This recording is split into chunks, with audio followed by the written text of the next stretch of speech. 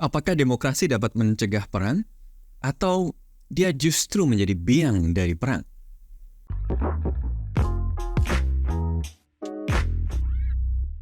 Seiring dengan ketegangan geopolitik yang semakin memuncak dan pembicaraan atau bahkan meme dan diskusi-diskusi teori konspirasi di YouTube mulai ramai bicara soal perang dunia ketiga, bahkan ada yang sudah bicara soal mau sembunyi di mana kalau terjadi perang dunia ketiga. Pertanyaan ini kemudian menjadi penting. Berbeda dari mazhab realis yang percaya bahwa perang hanya bisa dicegah ketika terjadi perimbangan kekuatan atau balance of power. Ketika manusia yang dikutuk dalam situasi konfliktual itu akhirnya secara rasional memilih tidak melakukan serangan terhadap negara lain, karena kalau dia menyerang negara lain dia akan mengalami kerugian yang lebih besar gitu ya. Dalam tradisi liberal, situasi konflik bisa dicegah, bisa dihindarkan. Caranya bagaimana? Salah satunya adalah dengan apa yang dikenal dengan demokrasi.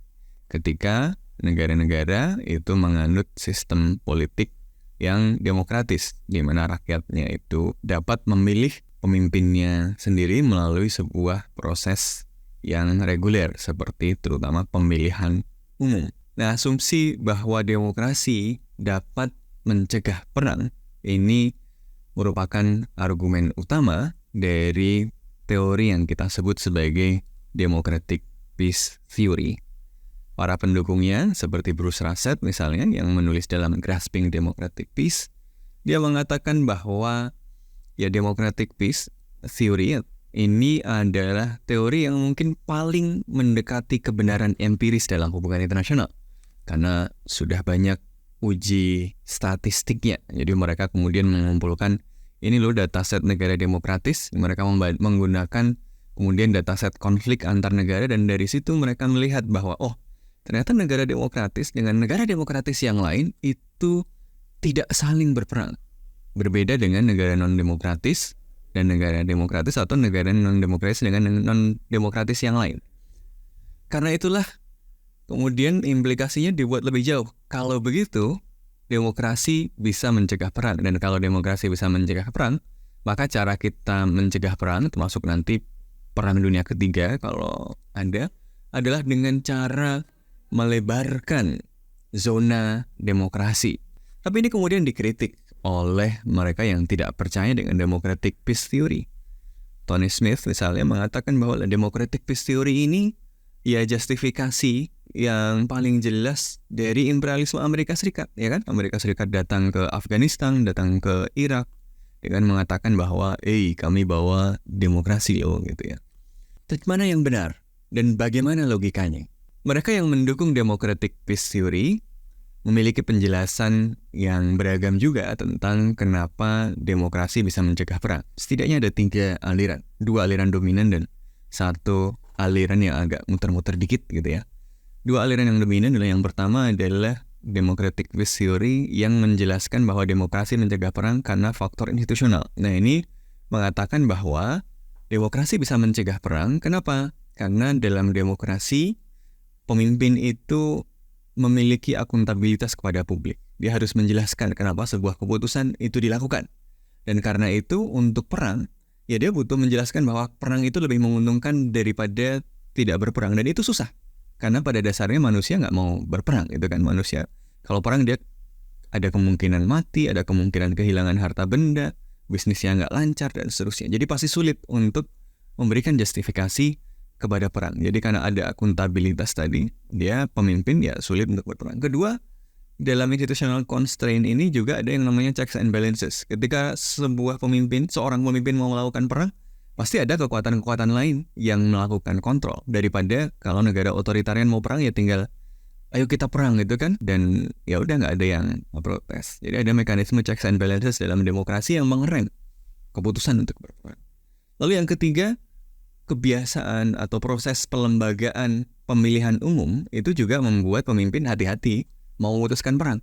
Perang ini populer nggak ya? Kalau nanti gue putusin perang, nanti gue malah nggak kepilih lagi pas pemilihan umum berikutnya gitu kan. Jadi mendingan nggak perang deh. Tapi penjelasan yang lain menjelaskannya dengan menjelaskan faktor normatif strength. Jadi aliran yang menjelaskan kenapa demokrasi mencegah perang, karena demokrasi mengajarkan dan membiasakan norma penyelesaian konflik secara damai. Ya, kalau dalam demokrasi, kita berebut nih siapa yang jadi pemimpin. Tapi karena kita belajar demokratis, kita tidak menggantikan pemimpin melalui kudeta, ya kan? Kayak yang kita sering bahas di podcast Bebas Aktif. Tapi kita melakukan pergantian pemimpin itu dengan proses damai. Oh, harus daftar dulu jadi calon presiden, ya kan? Daftar dulu jadi partai politik gitu kan. Setelah itu diverifikasi melalui proses-proses damai gitu ya. Jadi meskipun perdebatannya keras dan seterusnya, tetapi konflik itu bisa diproses secara damai. Nah, kalau di dalam level domestiknya aja mereka bisa mengelola perbedaan dengan damai, ini kebawa ke dalam situasi internasionalnya. Oh, kita punya banyak perbedaan nih, tapi ternyata kita bisa loh menyelesaikannya secara damai. Jadi demokrasi membiasakan dan melembagakan budaya damai.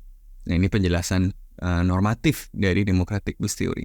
Tapi ada juga yang penjelasan ketiga yang agak muter-muter, yaitu penjelasan yang mengaitkannya dengan interdependensi. Seperti kita tahu, interdependensi sebenarnya adalah kondisi saling tergantungan yang membuat negara-negara tidak berperang, karena kalau berperang, ya mereka tergantung sama negara yang mau mereka perangi itu, terus nanti sama-sama rugi kalau dia jadi perang gitu kan. Jadi kehilangan akses pada satu sumber daya tertentu, pada perdagangan tertentu, dan seterusnya. Nah, ini terjadi karena apa? Karena perdagangan yang lebih bebas di antara negara-negara tadi. Nah, tapi democratic peace theory ada yang menjelaskan kenapa demokrasi menciptakan perdamaian dengan begitu juga. Kalau negara demokratis, rakyatnya biasa, kemudian memenuhi janji, memenuhi kontrak politik gitu ya, maka dia juga akan lebih terbiasa, lebih percaya memenuhi kontrak-kontrak ekonomi, dan karena itu mereka akan lebih nyaman berdagang satu sama lain. Dan inilah membuat perdagangan semakin tinggi, mereka interdependensinya semakin tinggi, dan karena itu tidak jadi perang atau sulit kemudian mengalami perang. Nah, inilah yang kemudian menjadi interdependent strength. Agak muter dulu ke perdagangan bebas, tapi demokrasi mendorong perdagangan bebas, dan perdagangan bebas menciptakan interdependensi menciptakan constraint atau hambatan bagi perang. Nah, jadi dari 3 penjelasan tadi ada alur logikanya, dan mereka mencoba membuktikannya melalui hitung-hitungan statistik. Makanya mereka percaya bahwa ini hampir jadi hukum atau postulat yang paling empiris loh dalam hubungan internasional. Nah, tapi kalau mereka yang skeptis pada democratic peace theory, ya mereka nggak percaya gitu ya. Pertama, secara empiris banyak yang komplain, ketika lu mengatakan bahwa democratic peace theory itu teruji secara empiris, pertama kita lihat dulu dong. 1, jumlah negara demokratis yang kalian uji itu jumlahnya sedikit. Dan semuanya kebanyakan udah teman-temanan dekat dulu gitu. Jadi nggak perlu penjelasan democratic peace bahwa mereka demokrasi, ya memang mereka temenan gitu. Jadi nggak bakal konflik. Jadi sampelnya nggak cukup besar untuk mengatakan bahwa faktor yang membuat mereka nggak perang adalah demokrasi. Atau ada yang bahkan mengkritik lebih keras lagi lah. Kalau dulu Jerman pas Hitler naik itu masih demokratis loh. Terus baru kemudian setelah itu dia misalnya ya bisa jadi nggak terhitung demokrasi. Tapi para pendukung democratic peace theory itu ketika memasukkan negara jadi demokratis atau enggak, ya itu dimasukkan untuk mendukung argumennya gitu. Jadi gue nggak percaya. Nah, ini ada orang-orang yang skeptis dengan alasan ilmiah tadi, jadi alasan-alasan tidak percaya pada metode ilmiah dari democratic peace theory-nya. Tapi ada juga yang tidak percaya karena faktor moral, faktor politik. Democratic peace theory dijadikan justifikasi untuk melakukan invasi militer ini yang dilakukan oleh Amerika Serikat dan Barat di berbagai negara kan, mulai dari Irak, Afghanistan, Libya dan seterusnya, yang ternyata tidak justru menghadirkan perdamaian, tapi menghadirkan perang yang berkelanjutan. Bagaimana dengan Anda? Apakah Anda percaya dengan democratic peace theory bahwa demokrasi menciptakan perdamaian, atau justru dia biang kerok peperangan?